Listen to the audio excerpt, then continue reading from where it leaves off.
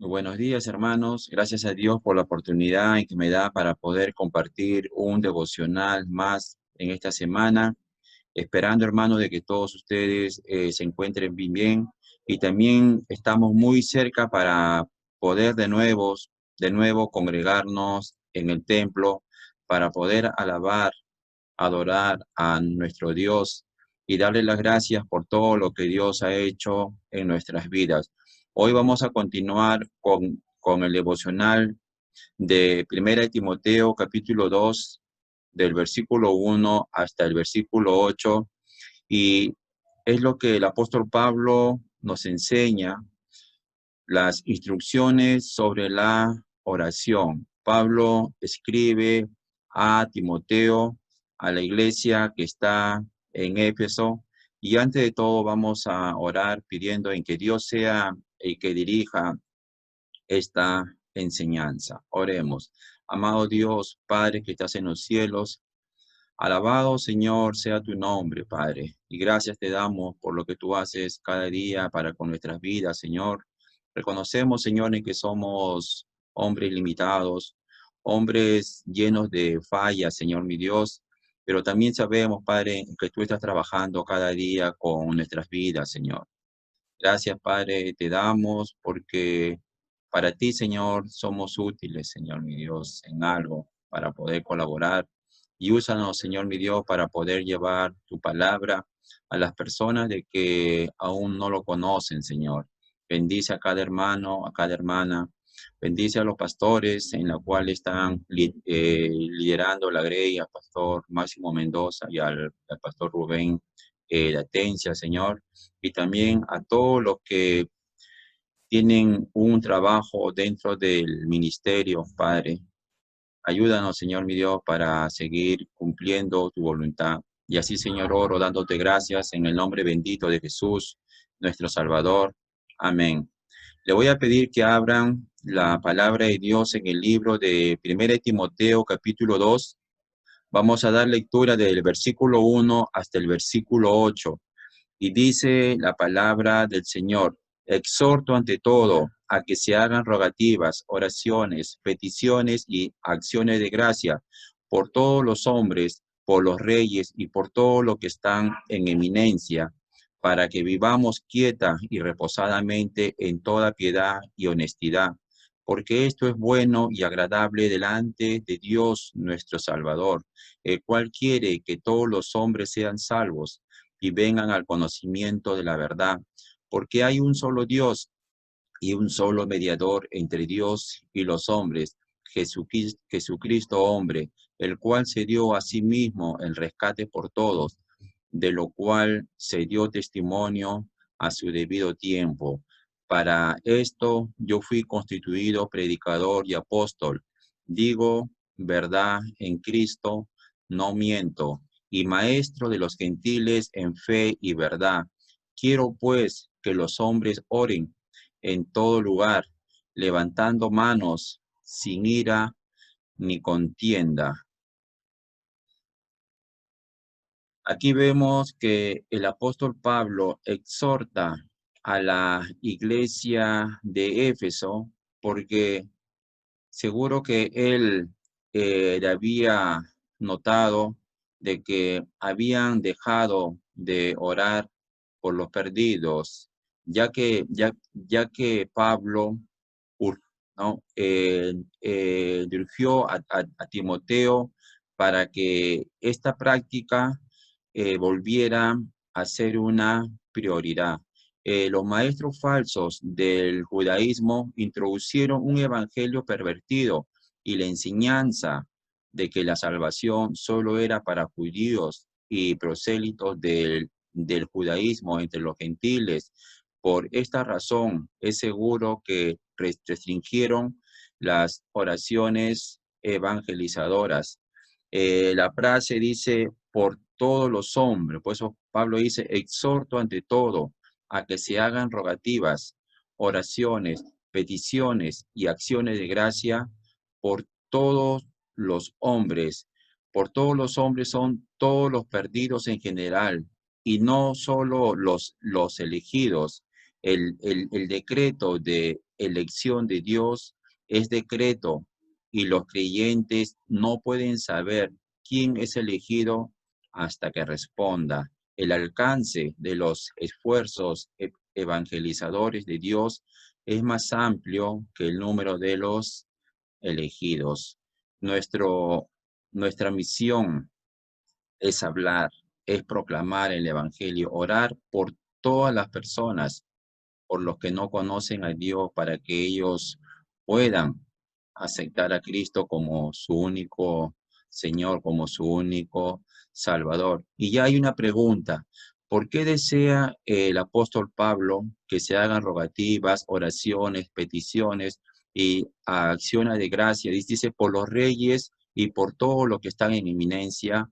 La, la, la respuesta nos da el mismo apóstol. Dice, para que vivamos quieta y reposadamente en toda piedad y honestidad. Hoy más que nunca debemos orar por todos aquellos que están en autoridad, para que de esta manera el Evangelio de Cristo se pueda predicar hasta lo último de la tierra, como dice Hechos 1:8.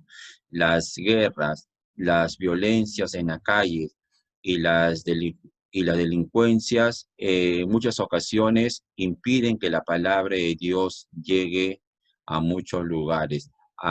Así que por esta razón es imperativo que oremos por nuestro presidente.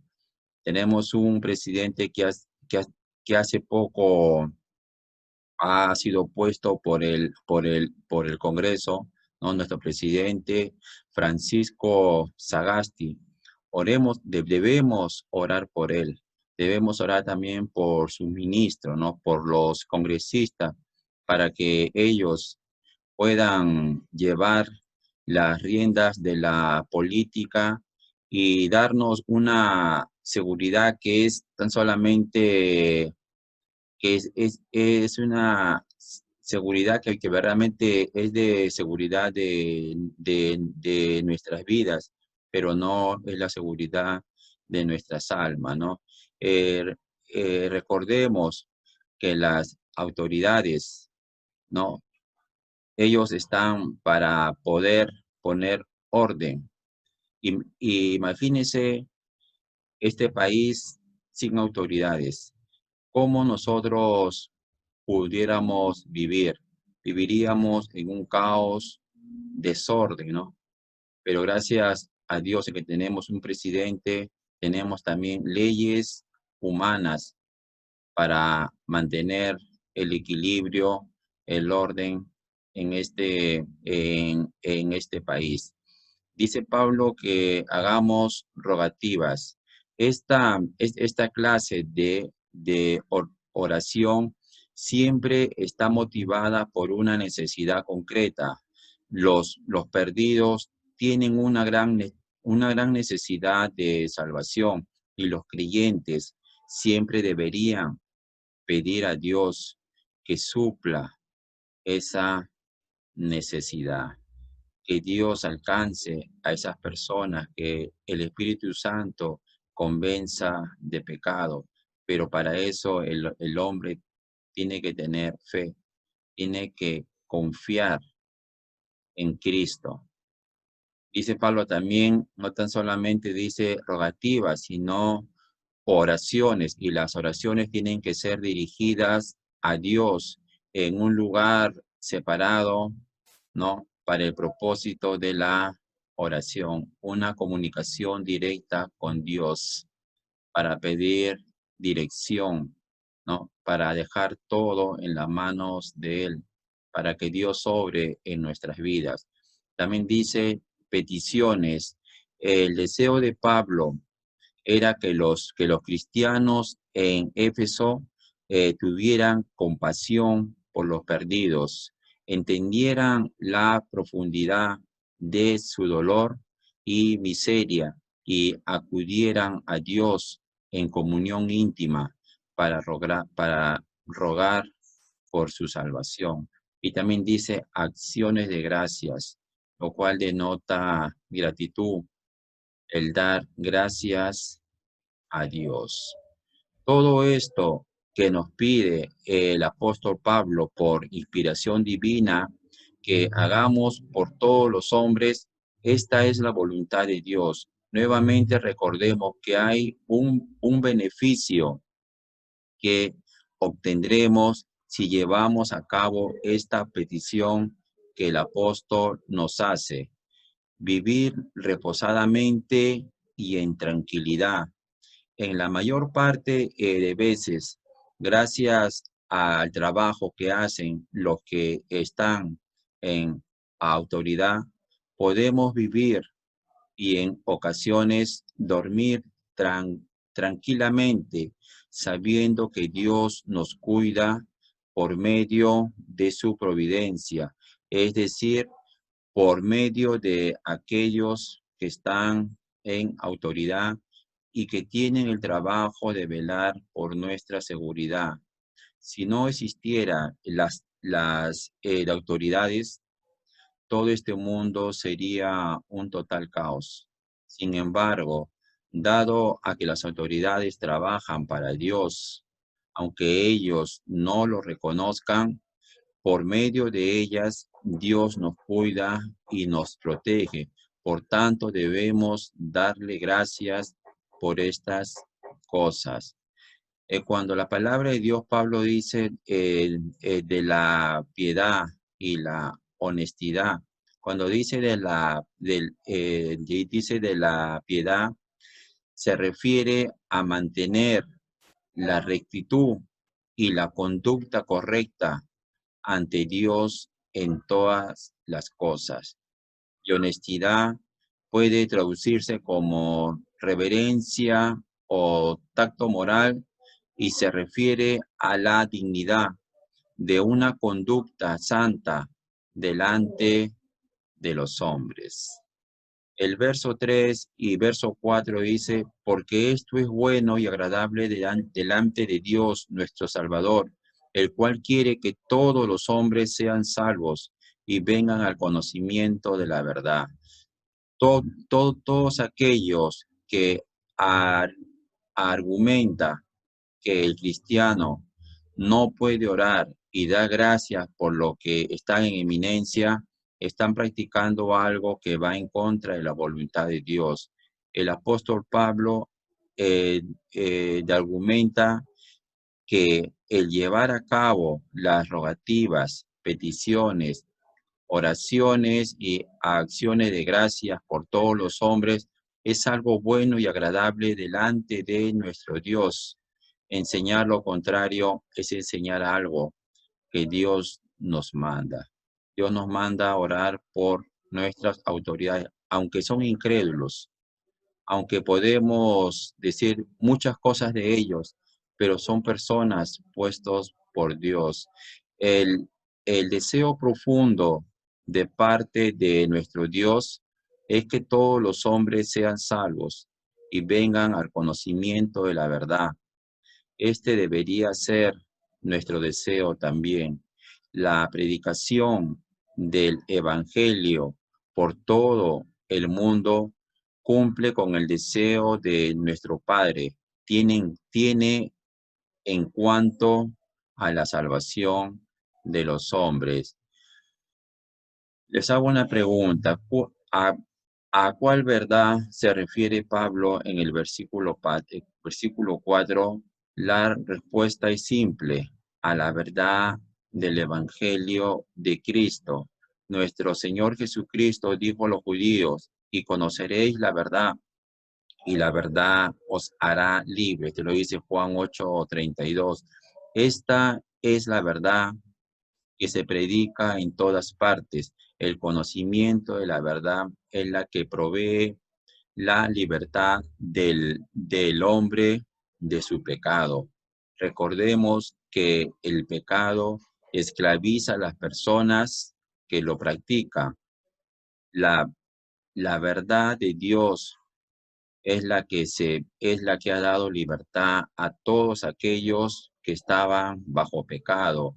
Por esta razón, el Evangelio de Cristo se le conoce como el poder de Dios para la salvación. Esto lo dice Romano 1:16. La palabra poder viene del griego dunamis, lo cual denota dinámico, dinamita. El evangelio es la dinamita de Dios para romper las cadenas de Satanás. En el versículo 5 dice, porque hay un solo Dios y un solo mediador entre Dios y los hombres, Jesucristo, hombre. Pablo en este versículo aclara una verdad que lamentablemente muchos grupos religiosos no han entendido. El apóstol establece que Cristo Jesús es el único mediador entre Dios y los hombres para nuestra salvación. Él fue el que murió en la cruz por nuestros pecados. Solamente por medio de él el hombre puede recibir la reconciliación que le ayuda al hombre a ser salvo. No hay persona alguna aparte de Jesús que pueda lograr lo que Cristo logró por nosotros en la cruz. Una de las cosas que debemos entender es que si una persona llega a la conclusión de que existe otro mediador aparte de Jesús, tal persona está enseñando algo que va en contra de la palabra de Dios. Solamente hay un solo mediador. ¿Qué significa la palabra mediador? Esto se refiere a alguien que interviene entre dos partes para resolver un conflicto o para ratificar un pacto. Jesucristo es el único mediador que puede restaurar la paz entre Dios y los pecadores.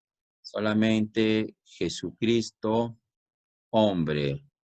La ausencia del artículo antes de hombre es el original griego, permite la traducción Cristo, que quien también fue hombre.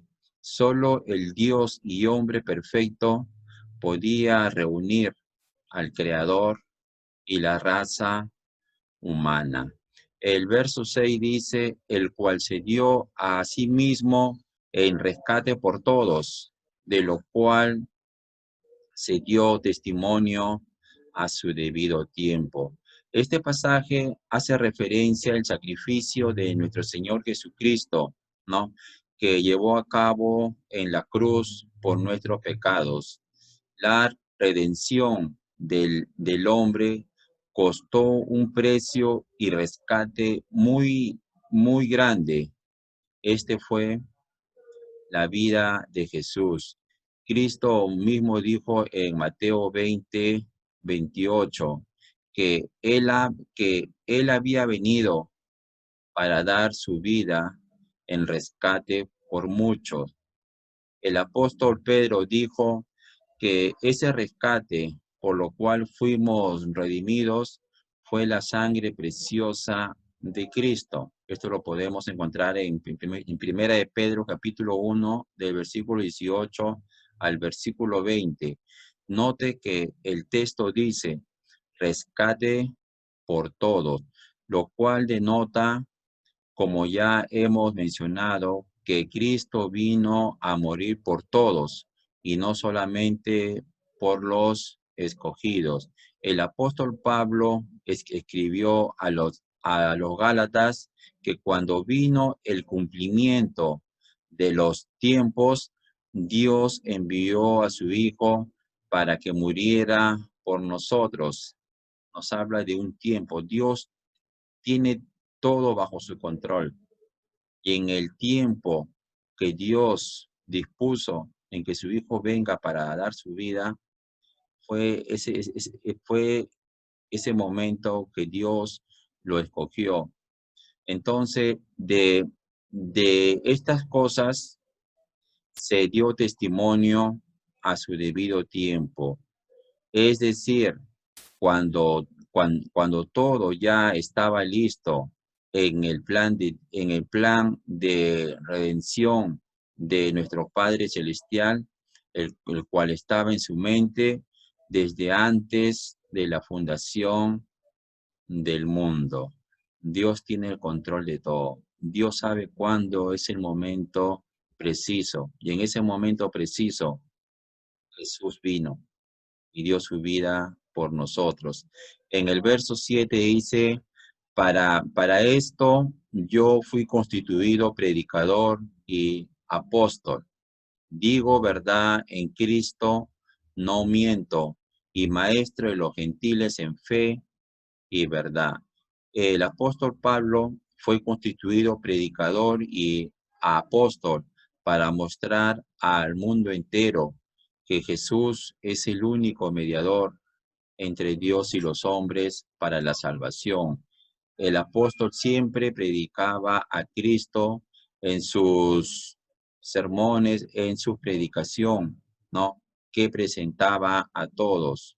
La palabra predicador denota un heraldo o mensajero vestido con autoridad pública, uno que proclama el mensaje del rey, príncipe o comandante militar, ¿no? Y este es Cristo. Pablo presentaba un mensaje de parte del rey Jesús. También dice aquí el apóstol Pablo habla sobre de apóstol.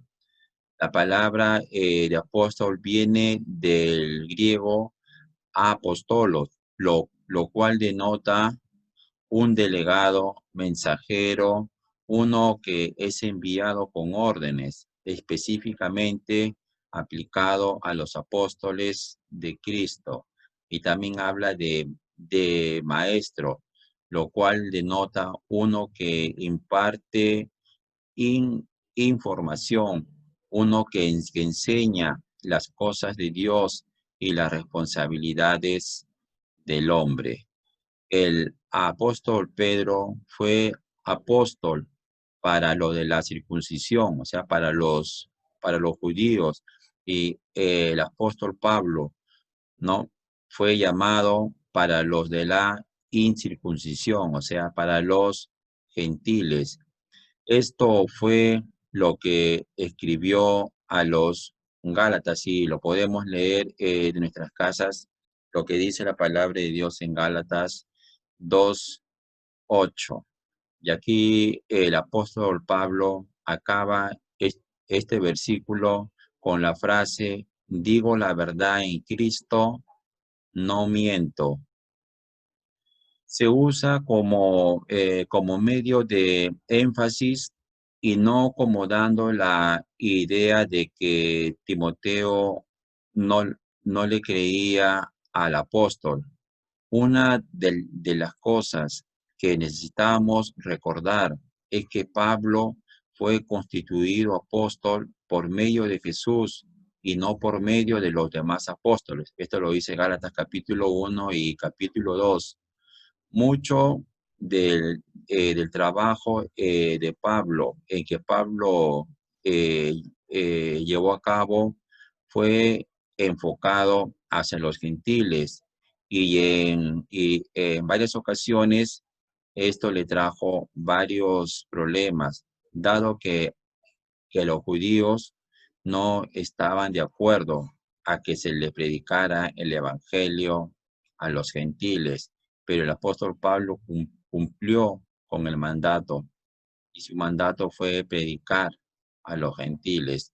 El verso 8 dice, quiero pues que los hombres oren en todo lugar, levantando manos santas, sin ira ni contienda. Aquí la palabra de Dios nos habla el cómo orar, cómo dirigir una oración. Y dice que quiero que los hombres, la palabra griega se traduce hombres, establece un contraste con las mujeres.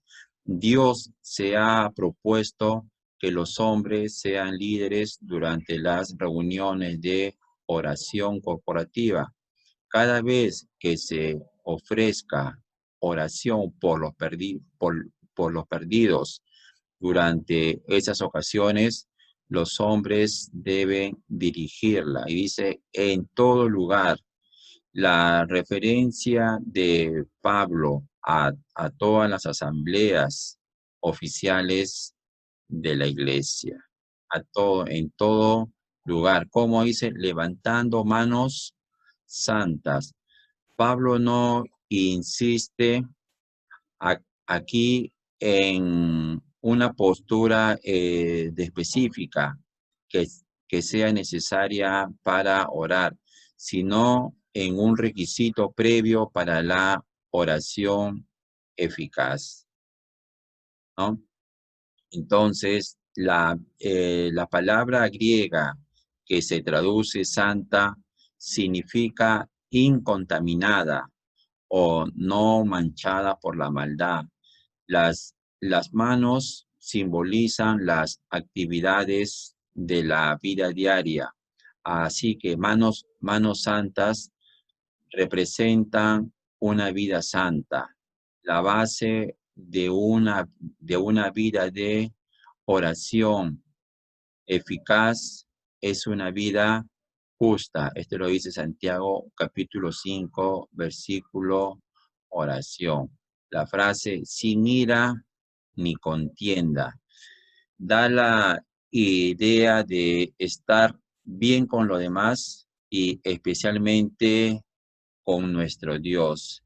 Este principio lo enseña las escrituras en varios pasajes. Vamos a dar ejemplo, hermano, ¿ya? En Primera de Pedro, capítulo 3, verso 7, Pedro dice que para que las oraciones no tengan, por decir, de estorbos, los esposos tienen que estar bien con sus esposas.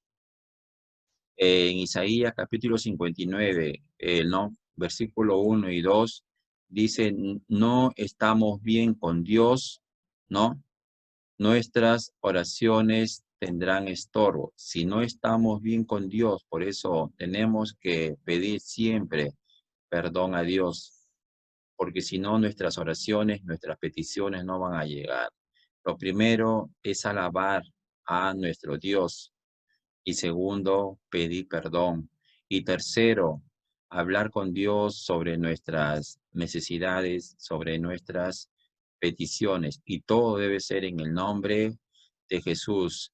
En Proverbios capítulo 21, en el verso 13, si no tenemos misericordia de los pobres, nuestras oraciones serán estorbadas. En Proverbios 28:13 dice, si apartamos nuestro oído para no escuchar la ley de Dios, nuestras oraciones tendrán estorbo. En Mateo capítulo 5, el versículo 23 y 24, tenemos que estar bien con lo demás para que nuestras oraciones no tengan estorbo. Podemos ver muchos versículos de Dios en que a veces nuestras oraciones no llegan a Dios porque hay estorbo, hay algo mal, hay algo mal en nuestra vida, algo que estamos haciendo mal, pero por eso tenemos que corregir primero. La palabra ira significa pasión violenta, indignación, venganza, una emoción que lleva a la persona a cometer actos ¿no? Violentos. O sea, no debe haber ira, ni tampoco dice la palabra de Dios contienda. Contienda significa discutir, discusión, disputa entre dos o más personas. Cuando hay ira y contienda en la vida de la persona que ora, también habrá estorbo para que las oraciones no lleguen hasta la presencia de Dios. Por eso el apóstol enfatiza una vida santa sin ira ni contiendas para aquellos que se dirijan en oración. La oración, hermanos, es algo muy especial, importante, ya que nos comunicamos con nuestro Dios, el Creador de los cielos y de la tierra, nuestro Dios Santo, y por ello mismo no debe ser tomada como cualquier cosa. Por lo tanto, los que, los que las, los que las dirigen deben procurar lo mejor posible de estar bien con Dios y con los hombres. No podemos vivir vidas perfectas, pero sí podemos tratar lo mejor posible y lo que esté a nuestro alcance para hacer un buen uso de ese privilegio que Dios nos ha dado a los cristianos. Dios nos da esa libertad para poder comunicarnos con Él, pero tenemos que hacerlo de una manera correcta. Basado en esta evidencia, usted y yo podemos estar seguros que el apóstol no está autorizando el levantar las manos santas en la adoración, literalmente, sino más bien enfatiza el comportamiento y vida del hombre cristiano que debe dirigir las oraciones en la adoración a nuestro Dios. Entonces, nuestras oraciones para nuestro Dios no debe haber iras, no debe haber contiendas, sino en que debemos, dice la palabra de Dios, levantar nuestras manos santas, ¿no? Nuestras manos limpias, ¿no? Nuestras manos que no estén manchados por la maldad. Esto es, hermanos, lo que hoy les puedo compartir. Así que tenemos que tener siempre presente antes de orar a nuestro Dios. Dios nos da instrucciones para poder orar, para que no tengan estorbo, para que Dios escuche y para que Dios pueda responder.